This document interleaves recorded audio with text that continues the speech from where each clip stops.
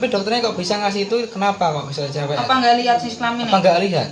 Waktu itu kan yang nampani kan dokter pertama itu. Kalau bilang cewek itu mesti udah lihat jenis kelaminnya itu. Kan udah lihat itu dokter ya. Masa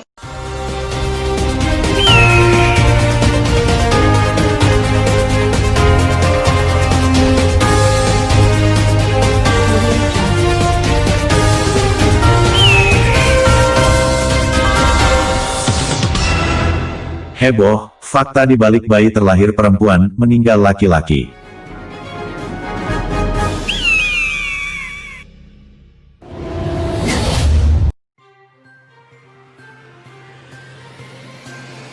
Ferry Sujarwo dan Arum Rusalina, pasangan suami istri dari Desa Sonobekel Kecamatan Tanjung Anom Nganjuk, merasa sangat terpukul setelah mendapat kabar dari RSUD Nganjuk bahwa bayinya yang dirawat secara intensif selama 11 hari karena prematur, meninggal dunia.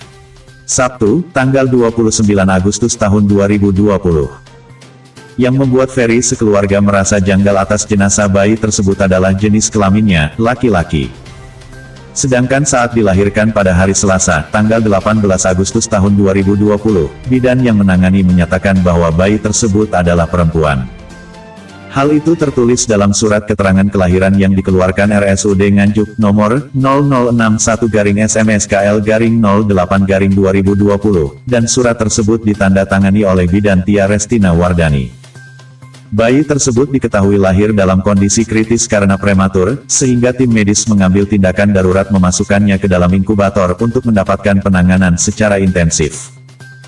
Ferry mengaku hanya sekilas melihat bayinya sesaat setelah lahir, dan tidak sempat memastikan jenis kelamin anaknya. Hanya saja, dia mengaku sempat diberi ucapan selamat oleh salah satu suster, dan menyebut jenis kelamin bayinya adalah cewek. Namun, suster tersebut tidak mengakui ucapannya setelah bayi Ferry meninggal dan berkelamin laki-laki. Kehebohan itu berawal saat bayi tersebut dimandikan di rumah duka dan semua orang terhenyak setelah melihat jenis kelamin bayi itu adalah laki-laki. Merasa ada yang tidak beres, Ferry mendatangi RSUD Nganjuk didampingi kepala desa dan rekan-rekannya. Dia meminta kejelasan atas kebenaran bayinya. Ceritanya dulu dapat laporan dari rumah sakit itu jenis kelaminnya cewek. Ya. Terus ya ini kan udah 11 hari saya baru meninggal, dan meninggal itu jenis kelaminnya laki-laki. Tapi di rumah sakit di ruang inkubator udah 11 hari.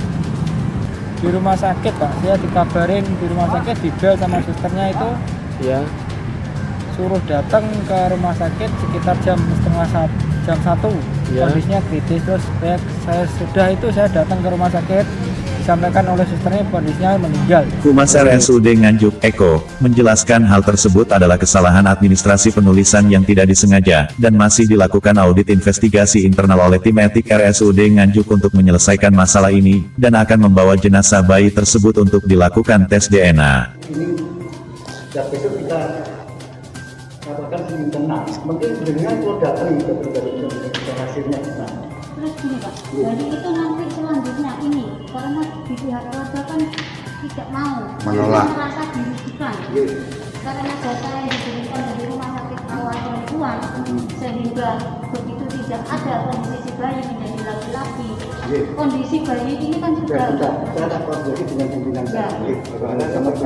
Tak puas dengan jawaban tersebut, Ferry sempat berniat melaporkan kasus ini ke Polres Nganjuk saat itu juga, namun diurungkannya mengingat waktu yang tidak memungkinkan karena pihak RSUD akan datang ke rumahnya untuk membawa jenazah bayinya ke Rumah Sakit Bayangkara Kediri malam itu juga. Di rumah duka, Wakil Direktur Pelayanan RSUD Nganjuk, Tim Farida menegaskan, bahwa memang ada kesalahan penulisan administrasi dan itu bukan merupakan suatu kesengajaan. Makanya tadi saya sampaikan, pada waktu melahirkan, kalau normal bayinya normal, mesti ditudunoki lo anakmu lanang, ketok, oh lanang, oh wedok, ibunya nggak lihat sama sekali kan. Begitu perucut, mungkin sama petugasnya langsung dilakukan ini bayi ini wedok, langsung petugasnya nyatet gitu loh.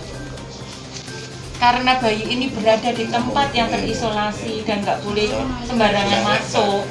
Tapi yang dokter satu itu udah mengasih saya itu cewek. Mengasih apa? Yang ngasih omongan. Beritahu. Cewek. Omongan toh. Iya. Jenengan nggak pernah lihat sendiri langsung ndak? Tapi dokternya kok bisa ngasih itu kenapa kok bisa cewek? Apa nggak lihat jenis kelamin? Apa nggak lihat? Tadi itu kan yang nampani kan dokter pertama itu. Kalau bilang cewek itu mesti udah lihat jenis kelamin itu. Kan udah lihat itu dokter ya. Masa udah belajar hidup bisa jadi cowok. Sempat terjadi perdebatan antara pihak keluarga dengan pihak RSUD, walau akhirnya diputuskan, jenazah dibawa ke Kediri untuk tes DNA. Dan ada keterangan. Udah nih goblok berarti kan sekolah. Mau nulis. Mbah, sampun kasakno bayine, Mbah. Itu dari administrasi buku pertama perempuan, Iya. terus melahirkan perempuan. Nggak mungkin tuh. Kenapa yang dikirim di sini jenazah laki-laki gitu aja? Itu kenapa? Yang dipertanyakan gitu. Penjelasan saya mulai awal sampai sekarang masih perlu saya ulangi lagi, Pak. Ini mungkin yang menjadi pertanyaan ibu kandungnya seperti BDE sampai yakin harus tes DNA, ya tidak apa-apa. Kalau pilihannya itu, jadi Nggih. biar dia berbelit-belit, Iya. jadi segera kita putuskan. Nggak ngerti.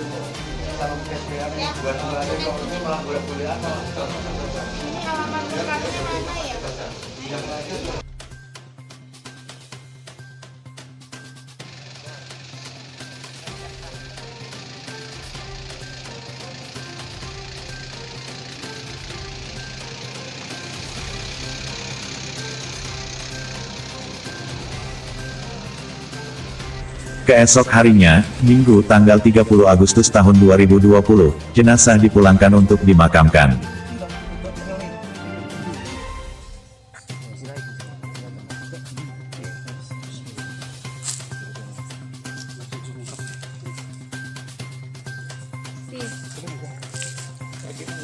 Ferry sekeluarga mengaku pasrah dan ikhlas atas kematian bayi tersebut, akan tetapi, dirinya tetap akan menempuh jalur hukum atas dugaan maladministrasi yang menimpa bayinya. Dan saya kuburkan dengan layak, itu pun belum tentu dia benar anak saya, soalnya menurut administrasi dari awal anak saya perempuan bukan laki-laki. Dan sebagai orang tua si bayi, saya tetap memperkarakan masalah pelayanan rumah sakit umum Nganjuk ke ranah hukum biar tahu mana yang benar dan mana yang salah. John Suara KPK Cyber, melaporkan dari Nganjuk, Jawa Timur.